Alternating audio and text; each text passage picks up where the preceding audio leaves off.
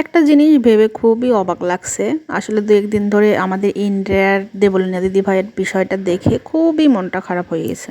আসলে কার ভিতরে কি আছে কেউ বুঝতে পারে না, বাইরে থেকে এই বিষয়টা ক্লিয়ার হয়ে গেল। নিজে এত সুন্দর গান করে, ইনকাম করে, তারপরেও দেখো তার জীবনের অবস্থা কি, চিন্তা ভাবনা করে তাকে কি ডিসিশন নিতে হলো। যাই হোক, দিদিভাই তাড়াতাড়ি সুস্থ হয়ে উঠুক, এটাই আশা করি। নমস্কার বন্ধুরা, ঝড় তুফান বন্যার ভিডিওতে সবাইকে সুস্বাগত। আসলে প্রত্যেকটা মানুষের সংসার জীবনে এরকম সমস্যা টুকিটাকি থাকেই। তারপরে আমি বলবো, মন খুলে সবার সাথে কথা বলো, সেটাকে আসলে কাটিয়ে নেওয়ার চেষ্টা করো। উল্টাপাল্টা আসলে সিদ্ধান্ত নিয়ে নিজের জীবন ফুরিয়ে গেলে আসলে কোনো কিছুই কিন্তু থাকে না। আর যদি তুমি নিজেই না থাকো তাহলে এত কিছু তো আর আসলে দেখতে হবে না, এটা ভেবেই তো সবাই সিদ্ধান্ত নেয়। কিন্তু তার মানে কি, তুমি তো আসলে কোনো কিছুই পৃথিবীর আর ভোগ করতেই পারলা না। এই ডিসিশনগুলো নেওয়া আসলে ঠিক না। কিন্তু কিছুদিন ধরে আসলে প্রচুর শীত পড়েছে, কি আর করব, সকালে উঠে টুকটাক আসলে রান্না বাড়ি তো করতেই হয়, কারণ রান্না করতে হবে, কারণ খাইতে হবে। খাওয়ার জন্য তো আসলে ক্ষুধাটা ঠান্ডার জন্য থেমে থাকে না। তাই রান্নাঘরে চলে গেলাম, একটু ট্যাংরা মাছ রান্না করবো, একটু মানে বেশ ভালোই কিছু।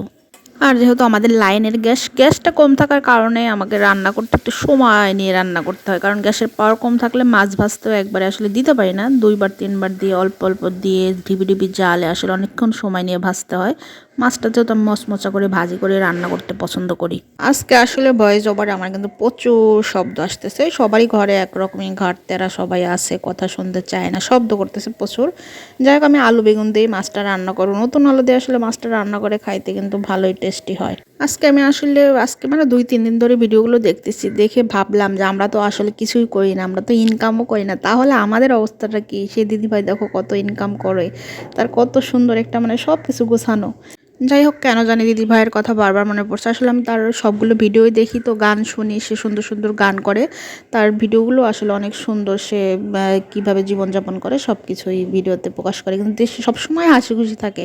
ব্যাপারটা হচ্ছে কি, হাসির মাঝে যে কত কিছু লুকিয়ে থাকে এটা বোঝাটা কিন্তু অনেক কঠিন। সেটাই প্রকাশ পাইলো দিদি ভাইয়ের আসলে জীবনের এই অবস্থা দেখে। গল্প করতে করতে আমার রান্নাটা মোটামুটি শেষ হয়ে আসলো। গ্যাসের জন্য আমি না অন্য বেশি কিছু রান্নাবাড়ি আজকাল করতে পারি না। যখন বিকেলে গ্যাস থাকে মোটামুটি চেষ্টা করলে অন্য কিছু রান্না করার। আর রান্নাটা শেষ করলাম, একটু দেরি হয়ে গেছিলো, তাই ভাবলাম খেয়ে টেয়ে নেই। ওরা একটু পরে খাবে বলছে, তাই আমি একা একাই খেয়ে নিচ্ছিলাম। আসলে ট্যাংরা মাছ রান্না করছি, বেগুনি ভাজি করছি, একই রকম হয়ে গেছে। তারপরে কি আর করবো, সবাই ভালো থাকবে, নিজেকে ভালোবাসবে। আর নিজেকে ভালো না বাসলে আসলে উল্টাপাল্টা ডিসিশন মাথা ভেতর ঘুরপাক করে। আর নিজেকে যখন ভালোবাসতে শিখবে, দেখবে সব কিছুই মানে সমাধান করে নিতে পারবে। তাই ধৈর্য ধরে জীবনযাপন করো, এটাই জীবন। আমার ভিডিও যদি কোনো সাইড থেকেও যদি একটু ভালো লাগে, লাইক কমেন্ট সাবস্ক্রাইব ফলো দিয়ে পাশে থাকবে। ধন্যবাদ বন্ধুরা আমার ভিডিওটা দেখার জন্য। আর জীবন চলে গেলে কিন্তু ফিরে আসে না, এটাই বাস্তব।